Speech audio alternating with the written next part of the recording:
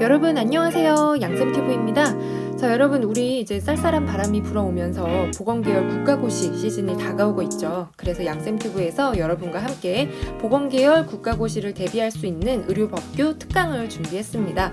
우선 이번 시간에는요, 의료법을 정리를 하도록 하고요. 그리고 다음 시간에는 감염병 예방 및 관리에 관한 법률, 그리고 마지막 3차 시에는 의료기사 등에 관한 법률, 이렇게 세 가지 의료법에 대해서 정리를 해보도록 할게요. 자, 우선 수업에 앞서서 이 법규 어떻게 공부하면 되는지 저의 노하우를 먼저 전달을 해드리면요.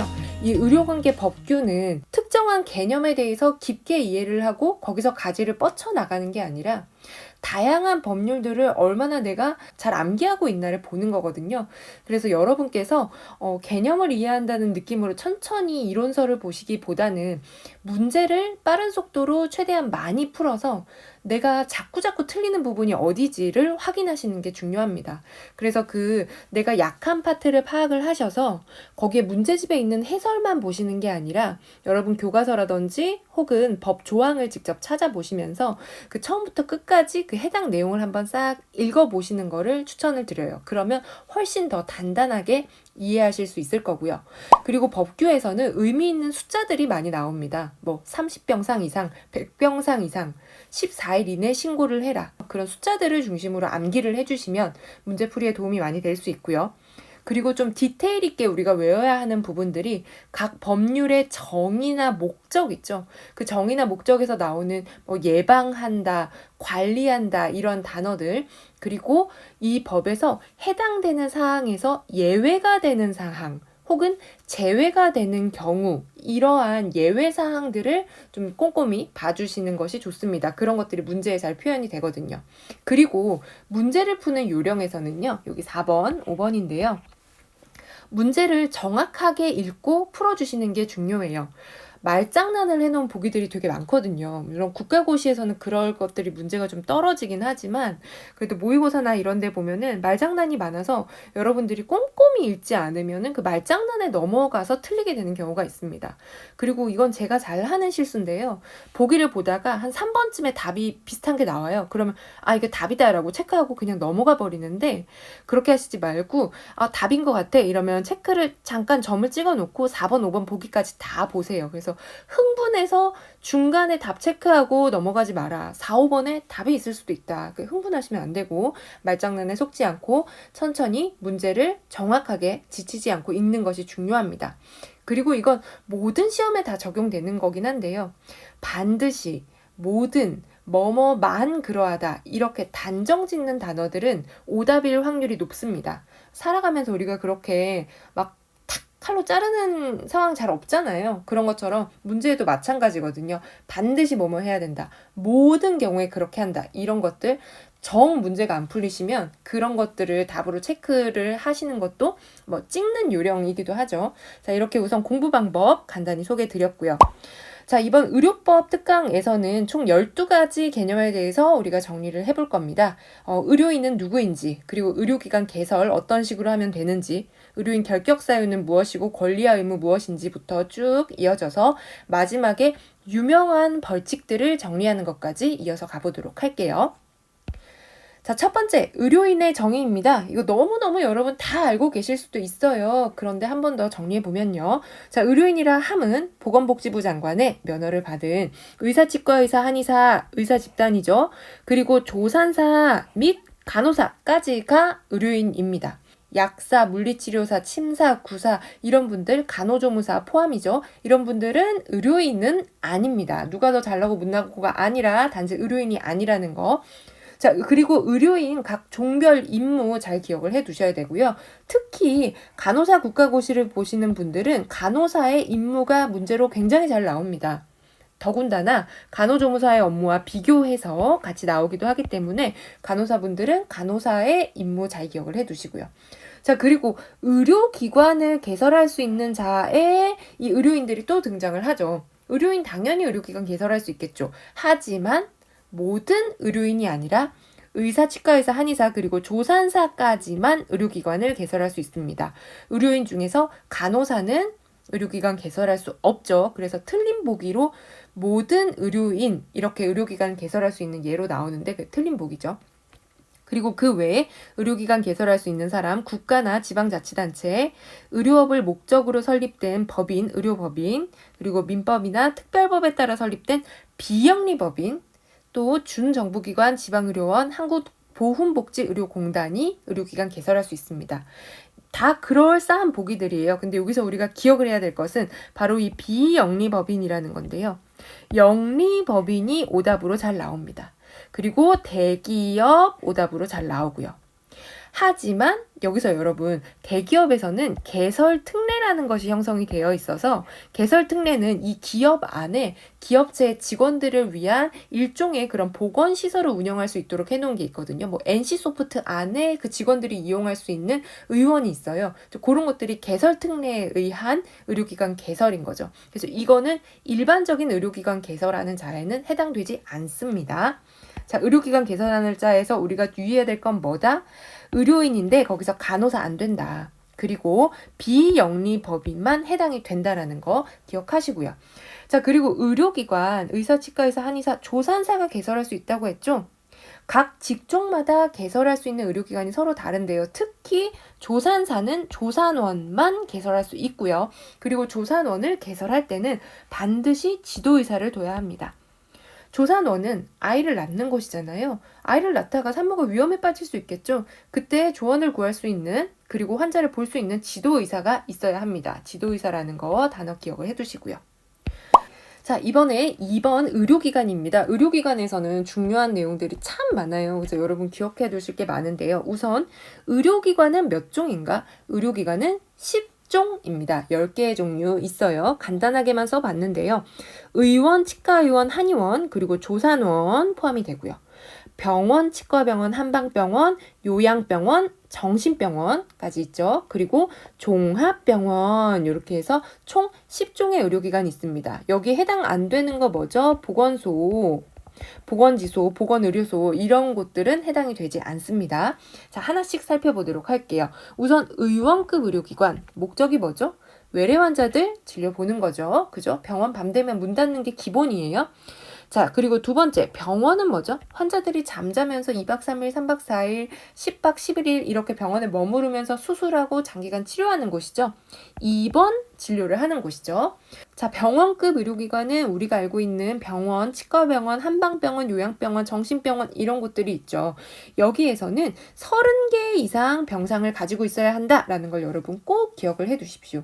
특히 병원, 한방병원 같은 경우 30개 이상 병상 가지고 있어야 됩니다. 하지만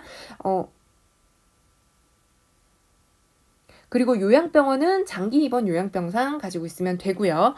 여기서 치과병원 같은 경우에는 입원 시설에 제한이 없다라는 특징 가지고 있고요. 이게 오답으로 잘 등장하는데 어떤 식으로 잘 등장을 하냐면 우리가 보통 병원급 의료기관은 30개 이상의 병상 가지고 있어야 된다는 거 알고 있어요. 하지만 보기에서 병원, 치과병원, 요양병원은 30개 이상의 병상을 갖추어야 한다. 이렇게 보기가 나오면은 그거는 틀린 답일 수 있다라는 거죠. 치과병원은 입원 시설에 제한이 없습니다. 자, 그렇다면 종합병원은 어떨까요? 사이즈가 훨씬 커지는 거죠. 100병상 이상이 되어야 일단 종합병원이 될 수 있습니다. 그리고 종합병원은 사이즈에 따라서 필수로 갖춰야 하는 진료 과목이 서로 다른데요. 100병상 이상 그리고 100에서 300병상 이상으로 나뉘어집니다. 여기까지는 여러분 다 암기하셨을 거예요. 자, 해당하는 과들 어떻게 되는지 보도록 할게요. 우선 100병상 이상인 경우에는 내외산소, 역마진 또는 병이 있어야 합니다. 뭐다? 내외산소, 역마진 또는 병 이렇게 암기하시면 편하고요. 내과, 외과, 산부인과, 소아과 중에 3개 그리고 영상의학과, 마취통증의학과, 진단검사의학과 또는 병리과 포함해서 총 7개의 진료 과목이 있어야 돼요.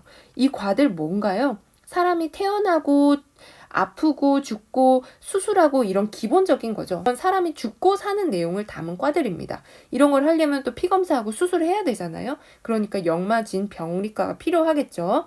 자, 뭐다? 내외산소 중에 3개 그리고 역마진 또는 병 해서 총 7개에 누가 있어야 된다? 전속하는 전문이 있어야 된다. 아르바이트 뜨내기 아니고 그 병원을 킵하는 의사 있어야 된다는 뜻이에요. 자, 그렇다면 100에서 300병상 이상은 어떻게 되나? 여기도 똑같이 내외산소 약 맞은 병입니다. 근데 차이점이 뭐냐면요.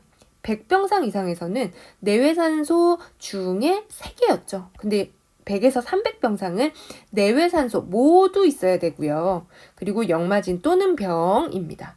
그리고 더하기 치과 또는 정신건강의학과가 더해져요. 여기서 잘 물어보는 예들이 어떤 게 있냐면요. 내외산소 중에 3개였다가 내외산소 모두 4개가 들어가니까 이 차이를 물어보는 문제들 종종 있어요. 그리고 100병상이어서 300병상 이상일 때 추가되는 진료 과목 뭔가라고 해서 치과와 정신건강의학과를 고르게 하는 문제들이 있습니다. 그래서 요거 잘 구분해서 기억을 해두시면 좋고요. 자, 그러면 우리 이번에는 전문병원과 상급종합병원을 한번 보도록 할게요. 병원급 의료기관에서 별표를 하나 붙여준 게 전문병원입니다. 지방에 있는 많은 의료기관들의 그 특수한 특정 진료 과목에 대해서 난이도 높은 진료를 통해서 지방 의료를 활성화하기 위한 것이 바로 전문병원인 거죠. 전문병원은 병원급 의료기관 중에 우리가 이 과목에 대해서만 잘 볼 거야 라고 하는 병원을 지정평가를 하고 있고요. 그 지정평가를 통과하게 되면 자격이 3년 동안 유지됩니다. 3년 기억하시고요. 자, 그렇다면 상급종합병원은 뭐지? 상급종합병원은 종합병원 중에서 전국을 11개의 권역으로 나뉘어서요. 그 권역에 이 권역에 해당하는 중증 질환, 난이도가 높은 질환을 치료하고 그리고 전문의를 수련하는 교육기관으로서 기능하도록 만들어 놓은 기관이 바로 상급종합병원입니다. 이 상급종합병원 역시 종합병원들 중에 자격을 갖춘 병원에 대해 3년을 주기로 평가를 하고 있습니다. 각각 2개의 차이를 물어보는 문제들이 있어요. 특정 진료 과목, 특정 질환에 대해서 난이도 높은 질환을 진료한다. 뭐다? 전문병원이다. 그리고 중증 질환, 희귀난치성 난이도 높은 일대는 상급종합병원입니다. 상급종합병원, 전문병원 둘 다 각종 자격들이 있는데요. 그 중에서 우리가 한 가지 암기해야 될 것은 상급종합병원 같은 경우 20개 이상의 진료 과목을 갖추도록 하는 것이 필수입니다. 그리고 전문의를 수련해야 하죠. 틀린 보기로 10개 이상의 진료 과목, 9개 이상의 진료 과목 이런 틀린 보기 잘 나오고요. 그리고 전문의 수련 대신 의대나 간호대를 가지고 있어야 된다. 이런 틀린 보기 잘 나옵니다. 그리고 지정평가 기간 3년이라는 거 잘 기억해 두시고요. 자, 그리고 또 우리 의료기관의 특징에 대해서 빼놓을 수 없는 거 요양병원이죠. 요양병원은 숫자도 많이 늘고 있고 우리 고령화 시대에 관리가 많이 되어야 하는 기관이기 때문에 의료법을 관장하는 시험에서 빼놓지 않고 나오는 부분입니다. 자, 요양병원 입원 대상 누구냐? 장기적인 요양이 필요한 사람들이겠죠. 근데 특히 노인성 질환자, 치매 포함되어 있고요. 그리고 만성 질환자, 외과적 수술 후 또는 상해 후 회복 기간에 있는 자입니다. 틀린 보기 한번 보도록 할게요. 틀린 보기로 잘 나오는 것이 외과적 수술을 시행한 자. 이런 보기 잘 나오고요. 그리고 제외 대상들이 또 틀린 보기로 잘 나옵니다. 제외 대상, 각종 감염병을 가지고 계신 분들, 감염병 환자, 감염병 의사 환자, 병원체 보유자, 그리고 정신질환자 틀린 보기로 잘 나와요. 정신질환자는 요양병원의 입원 대상이 아니라 정신병원의 입원 대상이겠죠. 그죠? 그래서 요양병원 입원 대상의 정신질환자 아니다라는 거 꼭 기억하시고요. 자, 그리고 가장 중요한 거 보도록 하겠습니다. 바로 이 내용인데요. 의원급 의료기관 개설할 때, 병원급 의료기관 개설할 때 그 신고 절차가 어떻게 되는지입니다. 의원급 의료기관 사이즈 작죠? 시군구청장, 우리 동네 짱한테 신고하시면 돼요. 강남구청장, 서초구청장, 계양구청장, 해운대구청장에게 신고하고 우리 동네 의원 개설하면 됩니다. 신고는 간단해요. 신고합니다 하면 끝이에요. 자, 그렇다면 병원은 어떨까요? 병원은 보세요. 갖춰야 될 게 많아요. 우리 병원 30개 이상 병상 가지고 있어요. 그리고 의사 몇 명 있어요. 우리 병원 100병상 이상이에요. 진료 과목 뭐예요? 전담하는 전문의 있어요. 이 전문의 번호 뭐예요? 이런 거 다 써야 된다는 거죠. 어디 쓰겠어요? 허가서에다가 쓰겠죠. 허가서에다가 구구절절 써가지고 구구절절 썼는데 이거 누구한테 얘기하겠어요? 우리 동네 짱? 노. 우리 이런 시도에 좀 전국구로 관리하는 더 높은 사람에게 보고할 거예요. 시도지사에게. 어떻게? 허가서를 작성해서 들고 가서 허가해 주세요 해야 된다는 거죠. 병원은 더 높은 시도지사한테 가서 뭐 한다? 허가해 주세요 한다. 근데 의원은 뭐다? 우리 동네 대장 시군구청장에 가서 신고합니다 하면 끝이에요. 요거 두 개 이렇게 짝지어서 잘 구분하셔야 됩니다. 의원은 시군구청장에게 신고합니다. 그리고 병원급은 시도지사에게 허가해 주세요 라는 거 기억해 두시고요. 그리고 앞으로 많은 부분에서 세탁물 처리 어떻게 할 거야? 방사선 장비 어떻게 할 거야? 특수의료 장비 어떻게 할 거야? 이런 거 나오잖아요. 여러분 세탁물 시시해요? 안 시시해요? 시시하죠. 엑스레이 시시해요? 안 시시해요? 시시하죠. 시시한 것들은 대부분 시군구청장에게 신고하면 됩니다. 어떤 거? 세탁물, 방사선, 특수의료 장비, 시시하다. 그리고 의원 개설. 누구에게? 군, 구청장에게 어떻게 한다? 신고한다. 신고합니다. 끝입니다. 그래서 요거 잘 구분해서 기억하세요. 이 페이지 중요한 내용 굉장히 많이 나왔습니다. 자, 다음 3번 의료인 결격 사유입니다. 이거 문제 너무 많이 나오는데 아직 암기 못하신 분 안 계시죠? 자, 정신질환자, 마약 대마, 향정신성 의약품 중독자, 피성년 후견인, 피한정 후견인, 그러니까 자기 주체 안 된 사람들이죠. 그리고 보건의료 관련 법령을 위반해서 금고 이상의 형을 선고받고 그 형이 집행이 종료되지 아니하였거나 집행을 받지 아니하기로 확정되지 아니한 자, 그러니까 아직 심판 중에 있는 사람을 이야기하는 거죠. 그죠? 여기에서 잘 나오는 오답이 무엇이냐? 바로 정신질환자입니다. 정신질환자 중에 정신건강의학과 전문의가 이 사람 의료인 하는 데는 문제 없어요 라고 적합하다고 인정한다면 의료인 결격 사유가 아닙니다. 그리고 간혹 틀린 보기로 또 치료용, 의료용 마약을 사용 중인 자라든지 혹은 우리의 눈속임을 위해서 금고 이상의 형을 선고받았으나 그 형이 집행이 종료된 자, 이런 보기들 잘 나오고 있어요. 또 잘 나오는 오답들 1급 장애인, 시각장애인, 본인이 불편해서 그렇지 결격사유 아닙니다. 그래서 이런 것들 오답이랑 틀린 보기 잘 기억을 해서 꼭 맞추시고요. 다른 친구 다 맞추는데 나만 틀리면 안 되죠. 자, 그리고 의료인 국가시험 응시 자격 제한되는 경우 당연히 결격 사유 있는 사람 합격시켜봤자 결격이죠. 결격 사유 있는 사람 응시 자격 제한이고요. 그리고 부정행위, 부당한 방법으로 시험을 봤다든지 혹은 시험 중에 부정행위 한 경우 국가시험 3회에 한해서 시험을 못 보도록 제한하고 있습니다. 한국인 3세판 좋아하죠? 앞으로 3 많이 등장할 거예요, 여러분. 3회 기억을 해두시고요. 자, 그리고 의료인 면허 잘 땄는데 이 면허 뺏어야 되는 경우 있습니다. 면허 취소, 결격 사유가 있는 경우 면허 취소해야겠죠? 그리고 어떠한 잘못을 해서 품이 떨어진 행동을 했다든지 등등 면허가 정지됐어요. 의료인 면허 정지는 1년 기간 동안 정지시킬 수 있습니다. 정지 기간 중에 의료행위를 했다든지 3번 이상, 3세판, 3번 봐줬는데 3세판 정지 처분됐다. 이러면 면허가 취소되도록 되어 있어요. 그리고 면허 조건을 불이행하거나 미이행한 경우, 면허증을 대여해 준 경우, 그리고 일회용품 재사용해서 생명이나 신체에 중대한 위해를 가하게 된 경우 면허를 취소하게 됩니다. 취소 원인 사유가 소멸한 경우 면허 재발급 가능하다고 되어 있고요. 자, 그리고 의료인 자격 정지, 아까 위에서 한번 이야기했죠? 자격 정지는 1년 동안 할 수 있다라고 되어 있습니다. 이 내용들 잘 기억해 두시고요. 자, 다음 4번 의료인과 의료기관장의 권리와 의무, 그리고 환자의 권리와 의무 함께 보도록 하겠습니다.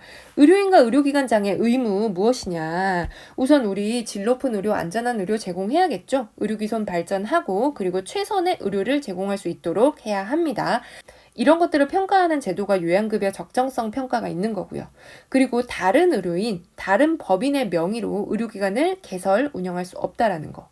그리고 환자가 잘 볼 수 있는 곳에 권리를 게시해야 합니다. 환자의 권리와 의무는 의료법에서 명시가 되어 있는데요. 진료를 받을 권리, 그리고 알 권리, 비밀을 상담받을 권리, 상담하거나 조정받을 수 있는 권리가 있고요. 의료인이나 치료에 대해서 신뢰하고 존중할 권리, 치료에 대해 부정행위하지 않을 권리가 환자의 권리와 의무가 있습니다. 그리고 의료행위를 하는 사람 명찰을 달도록 해야 하죠. 병원에 실습 오는 학생들에게도 명찰 달도록 해야 합니다. 여기 예외사항 문제로 잘 나오는데요. 명찰 달지 않아도 되는 경우 어떤 경우일까요? 응급 환자를 처치하고 있을 때, 그리고 수술실에서 수술 중일 때, 의료행위를 하지 않을 때, 뭐 밥 먹으러 갈 때 이럴 때겠죠? 혹은 격리실이나 무균실에서 처치할 때, 혹은 대통령령으로 어쩌고저쩌고 이런 것들이 예외 상황에 해당합니다. 급할 때, 진료 안 볼 때, 그리고 감염관리의 위험이 될 때 이렇게 기억하시면 되고요. 그리고 의료인과 의료기관장의 의무 중에 일회용품 재사용 금지 있었습니다. 일회용품 재사용하다가 환자의 신체에 중대한 위해를 가했다. 그럼 어떻게 된다? 면허 취소된다. 일회용품 재사용하지 말자고요. 그죠? 집에서 베스킨라빈스 숟가락 재활용하는 것도 아니고 병원에서 그런 행동하면 안 되죠. 자, 그렇다면 의료인 어떤 권리가 있을까요? 안전하게 치료를 지속할 권리를 가지고 있습니다. 의료기술 보호받을 권리 있고요. 그리고 의료 업무에 필요한 기구, 약품, 재료, 압류되지 못합니다. 병원이 망했어도 와서 뺏어갈 수 없다라는 거죠. 그리고 의료행위에 필요한 기구, 약품, 시설, 재료 우선 공급받을 수 있습니다. 우선 공급받기 위한 교통수단 등도 우선적으로 지원받을 수 있고요. 자, 의료기술 보호 항목에서 의료행위 누구든지 간섭하지 못하고요. 그리고 시설 약품 파괴하거나 손상시키거나 의료기관 점거해서 진료 방해할 수 없습니다. 그리고 의료인이나 간호조무사, 의료기사, 의료행위를 받는 사람들 폭행, 협박하면 안 됩니다. 이거 법으로 강하게 저지되고 있는 부분이고요. 물론 병원에서 법적인 처치 잘 안 하고 있지만요. 요것들 의료인의 권리이고요. 자, 그렇다면 의료인의 의무 한번 보도록 하겠습니다. 의료인의 의무, 진료 거부 금지, 응급실에서 아무리 진상 부려도 너 나가 이렇게 못한다는 거죠. 자, 정보 누설 금지, 환자 비밀 잘 지켜줘야 돼요. 우리 병원에 아이돌 왔다고 막 그런 거 소문내고 하면 안 됩니다. 태아 성간별 행위 금지죠. 그죠? 그리고 진료 기록 송부, 다른 병원에 전원 보내거나 할 때 붙여줘야 되는 거, 진료 기록부 등의 기록, 자, 내가 그냥 진료받다고 내가 기억하고 있는 데가 아니라 상세하게 기록해서 기록을 남겨야 하는 거 있습니다. 자, 그리고 이거 이어서 하나 더 보고 갈게요. 무면허 의료행위 금지죠. 당연히 면허 없는 사람 의료행위 하면 안 되죠. 그런데 그 안에서 의료인도 면허권자만 의료행위를 할 수 있습니다. 그리고 의료인도 면허사항 외에 의료행위는 금지가 되어 있죠. 예컨대 가정간호사가 가정간호를 하러 가서 환자를 진료하는 행위, 틀린 보기로 굉장히 잘 나와요. 그리고 간호조무사가 피부 시술을 했다. 피부과에 있는 에스테틱에서 피부과 장비로 피부 시술을 하고 청구를 했다. 이런 것들 법에서 굉장히 많이 걸리는 것들이죠. 그리고 면허 유사 명칭 사용할 수 없다라는 거 무면허 의료행위 금지에서 언급되고 있는 조항들입니다. 전반적인 내용 이해하시면 좋을 것 같고요. 자, 다음 진료기록지 보존입니다. 이건 완전히 암기하는 것들이죠. 진료기록지는 각각 정해진 기간 동안 보존해야 하고요. 이거와 관련된 내용들은 관할 보건소에서 어떤 영향을 주고받고 있습니다. 자, 일단 보존 연도 먼저 보도록 할게요. 법에서 그대로 따왔어요. 10년짜리 2개 있습니다. 진료기록부 그리고 수술기록지. 의사가 기록하는 거죠. 의사가 이 환자 어쨌다 저쨌다, 내가 이 사람 수술 어쨌다 저쨌다 라는 게 10년이에요. 의사가 작성하는 거 2개가 10년입니다. 그 다음에 5년짜리들이 등장해요. 그 외에 대부분의 것들이에요. 간호사가 쓰는 간호기록지, 조산사가 쓰는 조산기록부, 그리고 이 환자가 검사한 것들, 방사선 사진 및 그 소견서, 검사 내용 및 그 소견서, 피검사, EKG 이런 것들 다 나오겠죠. 그리고 환자 명부 5년 이렇게 보관을 합니다. 그 외의 것들, 진단서 등의 부본 3년, 그리고 손에 달랑달랑 들고 약국에 찾아가는 처방전 2년 이렇게 있어요. 그렇게 기억을 하시면 돼요. 의사는 10년이다. 그리고 그 외에 대부분 병원에서 이루어지는 거 간호기록지, 조산기록지, 각종 검사와 관련된 기록들, 환자 명부까지 5년, 그리고 진단서 부본 3년, 손에 들고 가는 처방전 2년이라는 거 기억을 해 두시고요. 10년이랑 2, 3년 요거 기억하시면은 나머지 좀 구분하실 수 있어요. 그 외에 의료법에서 등장하는 연수들, 의료인들, 그리고 의료기사 같은 경우에도 보수교육을 받잖아요. 보수교육 1년에 8시간씩 받도록 되어 있죠. 요거 받았다라는 서류를 3년 동안 보존을 해야 합니다. 이거랑 연계돼서 나오는 게 의료인 취업 실태 조사죠. 그것도 3년마다 하죠. 취업 실태 조사를 3년마다 하는데 그때 보수 교육을 받아야지 이 취업 실태 조사에서 등록을 할 수 있거든요.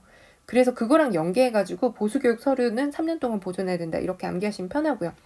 자, 그리고 감염관리법에서 감염병 환자 명부 보건소에서 3년 동안 보존해야 되고 예방접종 이상 반응자 명부 보건소에서 10년 동안 보존해야 된다라는 거 추가로 있습니다. 그래서 진료기록지 보존에 대해서 이런 내용이 있고요. 자, 다음 원격 의료입니다. 원격 의료 예전에는 별로 관심이 없었어요. 근데 코로나19 이후로 좀 점진적인 원격 의료가 이루어져 있고 지금도 의사는 반대를 하지만 어떠한 좀 이렇게 실용적인 부분에서 이루어져야 한다라는 의견이 많기 때문에 원격 의료 등장할 수 있습니다. 자, 원격 의료 같은 경우에는 의료인 중에서 의사, 치과의사, 한의사만 할 수 있습니다. 간호사 안 되고요. 조산사 안 됩니다. 그리고 원격 의료는 책임 소지를 묻는 문제들이 종종 나와요. 자격, 누가 의료업에 종사하는 의사, 치과의사, 한의사가 할 수 있고요. 이 사람들이 그냥 내가 하면 된다? 아니다. 원격 의료를 할 수 있는 시설, 장비, 컴퓨터 프로그램 이런 것들, 시설, 장비를 갖추어야 됩니다. 그리고 원격 의료에 대한 책임 어떻게 져야 되냐? 원격지 의사는 그러니까 여기 어떤 산골에서 병원이 있고 혹은 환자가 있고 진료가 필요한 사람들이겠죠? 그리고 여기 서울에서 원격지 의사가 있어요. 여기는 현지입니다. 자, 진료. 현지 산골짜기에서 뭔가 필요해서 원격지에다 진료 의뢰를 하겠죠.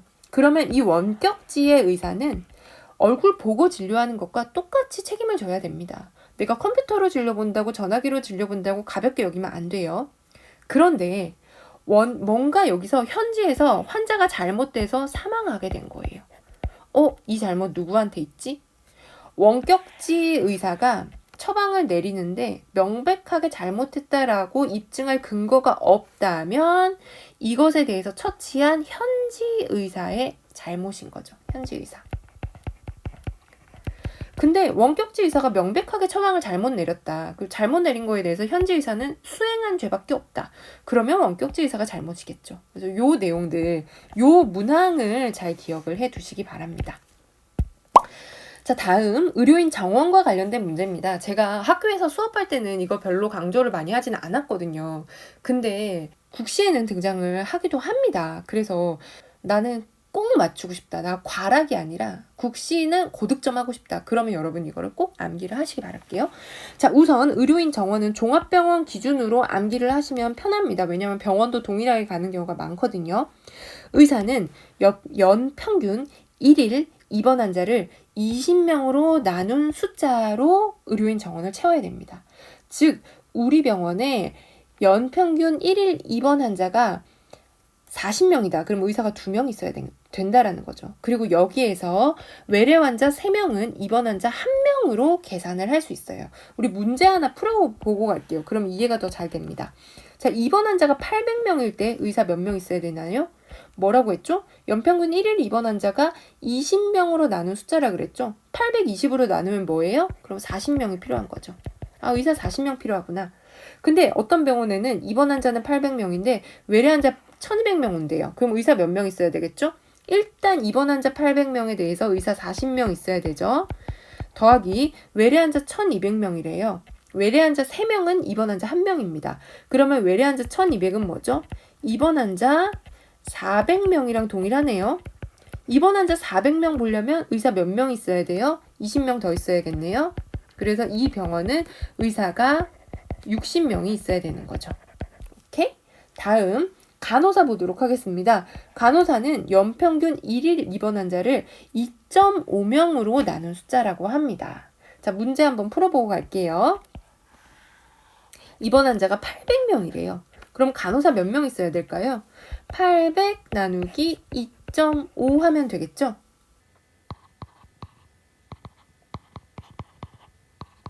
(320명이) 있어야 합니다. 훨씬 많죠. 왜냐면 입원 환자 보는데 간호사 많이 소요되기 때문에.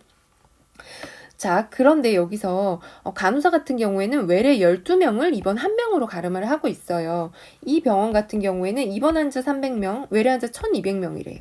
외래 환자 1200명은 간호사에 대해서 입원 몇 명일까요? 입원 환자가 100명인 거죠. 그러면 이 병원 같은 경우에는 입원 환자가 900명 있는 병원이네요. 그쵸? 그럼 900명을 2.5로 나눠보자고요.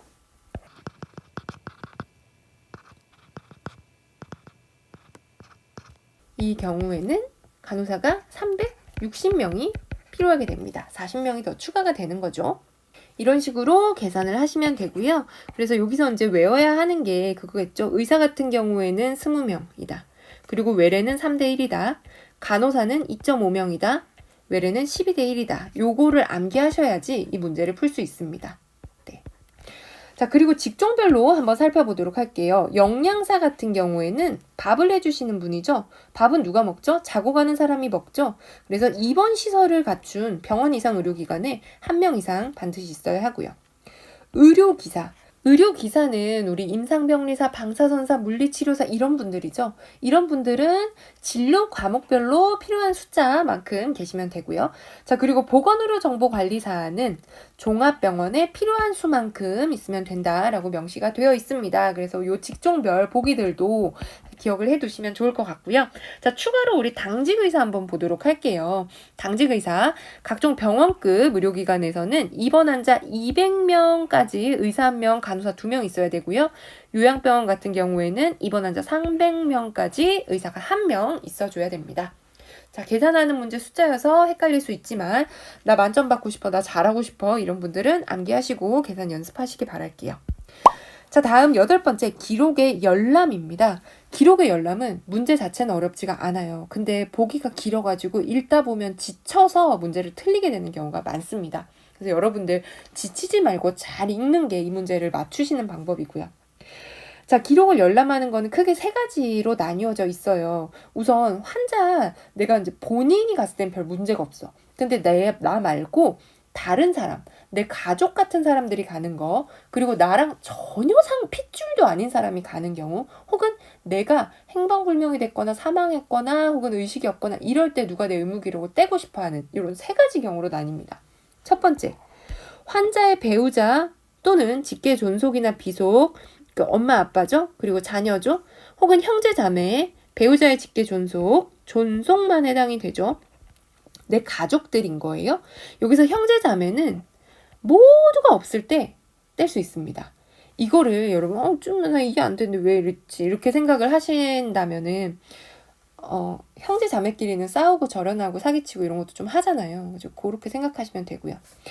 자, 그래서 이런 경우에는 환자의 신분증 사본, 그리고 이 서류 떼러 오는 사람 본인의 신분증 사본, 우리가 가족이다라는 걸 증명할 수 있는 친족관계 확인 서류, 그리고 환자가 자필로 이 사람한테 내 의무기록 사본 떼주세요 라고 하는 동의서 가져가면 되고요. 자, 그리고 다음 보험회사나 친구 등등 환자가 지정하는 대리인입니다. 지정하는 대리인 같은 경우에는 추가되는 서류가 있어요. 환자가 이 사람한테 이 사람이 내 거 떼가는 거 나 동의합니다. 그리고 내가 이거를 얘한테 맡길게요 라고 하는 위임장까지 더해져요. 동의를 받을 수 없는 상황에서는요, 환자 본인의 신분증 사본 구할 수 없겠죠. 그러니까 이 기록을 열람하러 가는 사람 본인의 신분증 사본, 그리고 친족관계 확인 서류, 그리고 환자와 관련된 서류가 필요합니다. 사망한 경우 사망진단서, 의식불명일 때 의식불명 진단서, 환자 행방불명이다. 그럼 행불이라는 법원에 관련 서류, 그리고 이 환자가 의사 무능력자다. 그러면 이 의사 무능력자라는 정신과 진단 서류, 이런 것들을 떼가야지 요 기록을 열람할 수 있습니다. 그래서 여러분 여기서는 위임장 잘 기억을 해두시고요. 이런 관련 서류가 있다라는 거 기억해 두시면 좋을 것 같고요. 지치지 말고 문제 푸시고요. 자, 다음 감염관리위원회입니다. 의료기관에서 감염 항상 이슈가 되고 있죠. 그리고 우리 코로나19 이후로 원래 의료기관에서 감염도 이슈가 되었지만 더더더 중요시 되고 있습니다. 병원에는 감염을 효과적으로 관리하고 교육하고 대처하기 위해서 감염관리위원회라는 걸 만들어야 되는데요. 사이즈가 작은 병원에서는 먹고 살기 바쁘고 환자 보기 바쁘기 때문에 못 만들어요. 그래서 가장 최근에 개정된 법에 의해서 종합병원 및 150병상 이상을 갖춘 병원급 의료기관에서 이 감염관리위원회라는 거를 만들어서 운영을 해야 합니다. 2018년 10월 1일 이후에 개정된 법이고요. 가장 최근 2021년 6월에 고지된 법안에서도 똑같이 고지가 되어 있어요. 어느 병원 대상? 종합병원 및 150병상 이상을 갖춘 병원입니다. 자, 그리고 이 감염관리실에서는 이제 감염관리위원회라는 걸 구성해서 운영을 해야겠죠. 감염관리위원회는 의료기관 장으로 이루어진 위원장 1명, 그리고 의료기관장에 지명한 부위원장 그 외에 7명에서 15명의 그런 위원들로 구성이 되는데요. 위원들은 감염관리실장, 진료부서장, 간호부서장, 진단검사의학과 부서장, 그리고 다른 의사라든지 기타 필요 인원들로 구성이 되게 되어 있어요. 자, 감염관리위원회에서 중요한 것은 사이즈입니다. 150병상 이상을 갖춘 병원, 그리고 모든 종합병원이에요. 자, 다음은 의료법인에 대해서 한번 보도록 하겠습니다. 의료법인, 우리 설립 허가는 시도지사가 내어줘요. 의료법인이라고 하면 일단 사이즈는 병원급 이상이라고 생각을 하시면 되고요. 편하고요. 자, 우리 병원급 이상 우리 개소할 때, 개원할 때 시도지사한테 허가 받았잖아요. 그죠? 설립허가 시도지사한테 받아놓고 2년 이상 개설하지 않을 때 설립허가 취소됩니다. 몇 년? 2년. 어떻게 된다? 취소된다. 자, 그리고 여기서 제가 말씀드리고 싶은 것은 의료법인의 부대 사업입니다.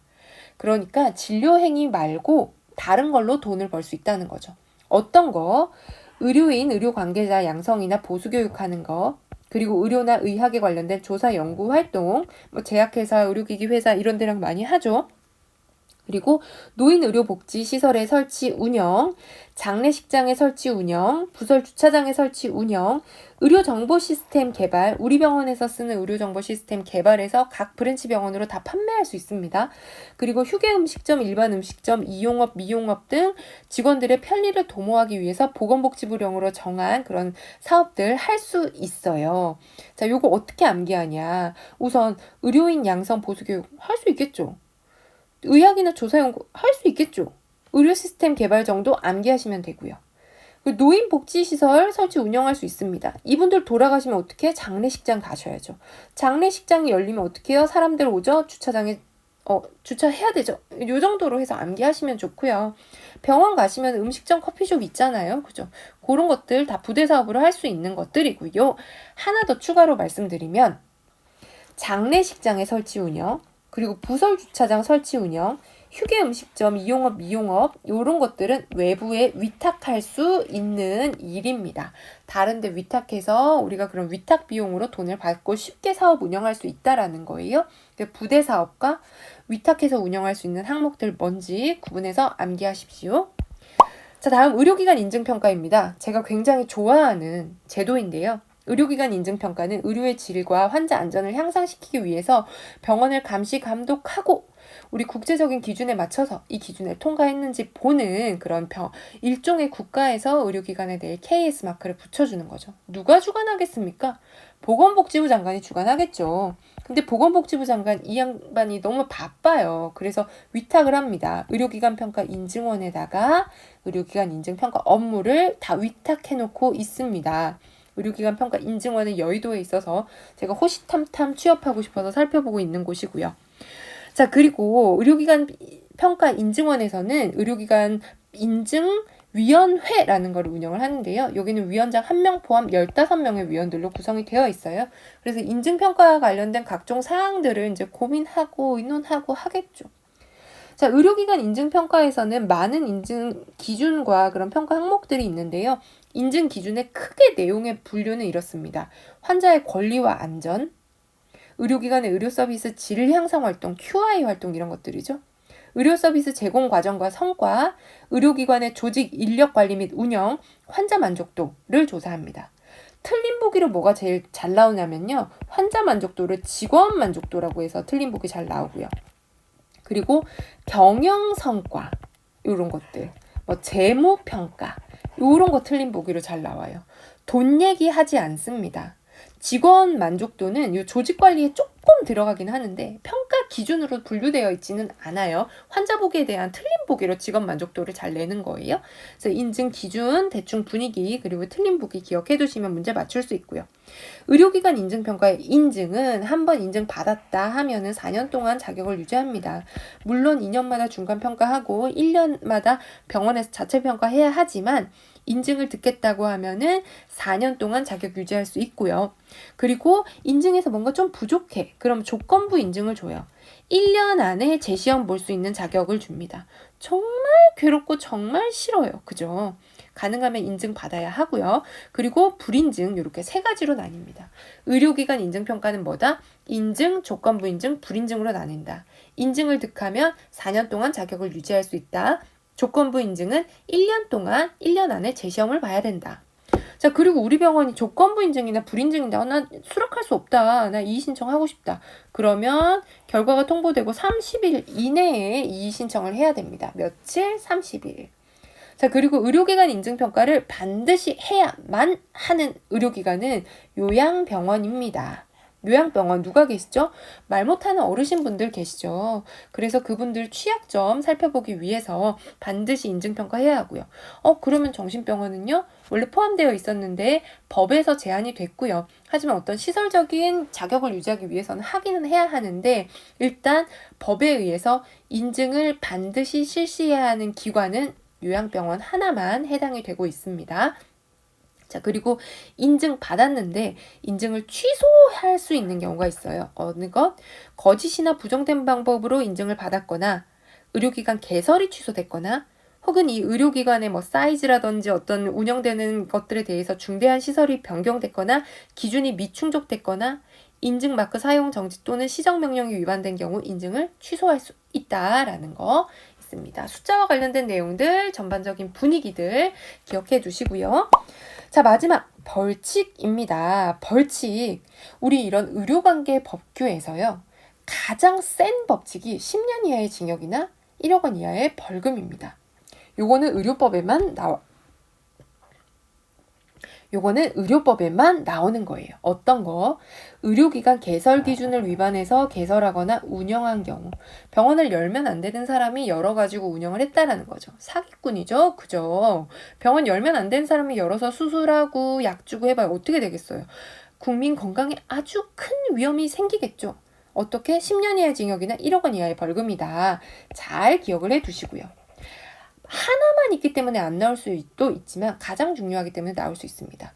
그리고 최근에 생긴 거 우리 주목받고 있는 거 의료인을 폭행하거나 협박했을 때 상해, 중상해, 사망에 따라서 그 벌칙이 서로 다르게 되어 있어요. 점점 강도가 세지는 거죠. 자, 상해 7년 이하의 징역이나 1,000만 원 혹은 7천만 원 이하의 벌금 할 수 있고요. 중상해인 경우 3년 이상 혹은 10년 이하의 징역에 처할 수 있습니다. 사망한 경우 무기징역이나 5년 이하의 징역에 처할 수 있습니다. 사람 죽인 거니까요. 그쵸? 상해, 중상해, 사망 3개 연결해서 구분해서 암기하셔야 하고요. 자, 그리고 우리를 헷갈리게 하고 괴롭게 하는 거 5년 이하의 징역이나 5천만 원 이하의 벌금과 3년 이하의 징역이나 3천만 원 이하의 벌금을 구분하는 겁니다. 여기서 저는요 5년 이하의 징역이나 5천만 원 이하의 벌금은요 그러다 사람 잘못되면 어떡하려고 이런 내용들이고요. 3년 이하의 징역이나 3천만 원 이하의 벌금은 좀 그거 하지 말지 이런 내용이에요. 그런 뉘앙스로 기억을 하시면 조금 덜 헷갈리거든요. 자, 5년 이하의 징역이나 5천만 원 이하의 벌금 그러다 사람 죽으면 어떡하려고. 첫 번째, 면허를 대여해줬거나 면허를 대여받았거나 면허 대여해주라고 알선했거나 면허 가지고 장난치면 안 돼요. 그러다 사람 죽으면 어떡하려고? 그리고 의료법인 명의를 대여했거나 면허도 없는 사람이 의료행위 했거나 무자격자가 의료기관 개설했거나 2개 이상의 의료기관 개설했을 때 병원 그런 식으로 차려서 사람 죽으면 어떡하려고. 그리고 의료기관 파괴하거나 손상시키거나 진료 방해하거나 의료인 폭행한 경우 그러다가 누워있는 환자 죽으면 어떡하려고. 자, 그리고 요거 특별히 기억하셔야 될 거예요. 우리 의료 정보에 대해서 누출을 시키는 게 그런 비밀 누출과 의료 정보 누출이 있는데요. 의료 정보라는 거 있죠. 컴퓨터 프로그램, 전자처방전, 전자의무기록 그리고 전자 진료 기록 전송 지원 시스템, 이런 전자 이런 거와 관련된 거는 5년이에요. 한 번에 많은 양의 정보가 확 해킹처럼 빠져나갈 수 있다는 거죠. 자세히 읽어볼게요. 전자처방전, 전자의무기록에 있는 개인정보를 탐지, 누출, 변조, 훼손시켰다. 그러면 5년 이하의 징역이나 5천만 원 이하의 벌금이고요. 진료기록 전송지원 시스템 위탁기관이 자기들이 관리하고 있는 정보를 누출시켰다? 5년 이하의 징역이나 5천만 원 이하의 벌금입니다. 이거는 약간 소소하게 우리 응급실에 뭐 누가 왔어 이렇게 비밀을 누설하는 거랑 다르게 뭐 예컨대 세브란스 병원의 전자의무기록이 누출됐다. 이건 큰일이잖아요. 그죠? 이런 거 5년 이하인 거예요. 그래서 전자라는 게 5년이다라는 거 기억해 두시고요. 그 외에는 그런 식으로 했다 사람 죽으면 어떡할 건데? 이 뉘앙스로 기억하시면 됩니다. 자, 다음 3년. 3년 항목 너무너무 많지만 유명한 것들만 좀 추려와 봤습니다. 의료인의 정보 누설, 타인에게 기록 열람시키고 비밀 누설한 거. 기분이 아주 나빠요. 그리고 이걸로 인해서 다른 법적인 문제가 생길 수 있어요. 하지만 비밀을 말했다고 사람이 죽진 않죠. 그죠? 3년이고요. 진로기록부를 거짓이나 고의로 작성한 거, 이러면 안 되죠. 의료행위를 한 건 한 건데 진료기록부를 이상하게 쓴 거예요. 그런 행동 좀 하지 마라. 3년. 그리고 병원 돈벌이 수단으로 운영하면 안 됩니다. 영리 목적으로 환자를 알선했다든지 보험회사 등을 통해서 외국인 환자 유치했다든지 부당한 경제적 이득을 제약회사 등등을 통해서 취득했다든지 환자한테 진료비 말고 돈 달라고 했다든지 혹은 돈을 벌고자 장비가 고장이 났는데 품질 검사에 부적합한 장비를 사용했다든지 그런 경우 3년 이하의 징역이나 3천만 원 이하의 벌금, 돈 벌려고 눈이 벌겋지 마라 라는 거. 또 의료기관은 어느 정도 공공적인 성격을 가지고 있기 때문에 마음대로 이렇게 집단 휴업을 한다든지 집단 폐업한다든지 할 수 없습니다. 그래서 업무를 개시하라라는 명령을 했는데 그걸 거부했다. 그리고 개설 허가가 취소되거나 의료기관이 폐쇄된 기간 중에 의료기관을 운영했다. 문 닫으라고 했는데 운영했다. 혹은 닫아서 열라고 했는데 안 열었다. 이러면 3년 이하의 징역이나 3천만 원 이하의 벌금입니다. 이것들이 유명한 3년짜리들이고요. 3년, 5년만 잘 구분하시면은 문제 푸는데 큰 지장 없을 거예요.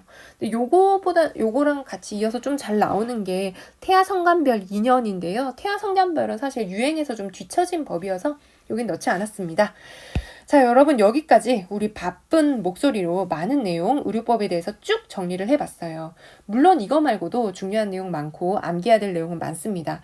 하지만 제가 문제풀이들을 하면서 많이 헷갈렸다든지 반복해서 강조되는 내용들 중심으로 정리를 했기 때문에 여러분들이 좀 가볍게 한번 훑으시면서 내용들을 암기하시는데 그리고 머리에 각인시키시는데 도움이 되시기를 바라고요. 자, 우리 다음 시간 감염병 관리 법률에 대해서 정리해서 다시 만나도록 하겠습니다.